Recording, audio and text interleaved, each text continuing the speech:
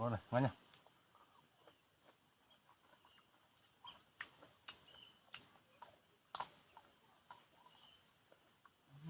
Ngon.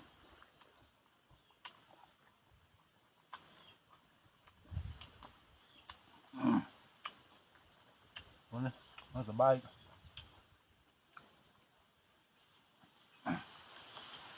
Đó, thở lên vậy. Tôm rồi tiết vậy. Đó. Bay xuống đây là chùm cao bằng bố nó nữa. Bay chùm cao hôm nay nữa. Rồi rồi. Ôi. Chọn bao ra giống. Cả đây.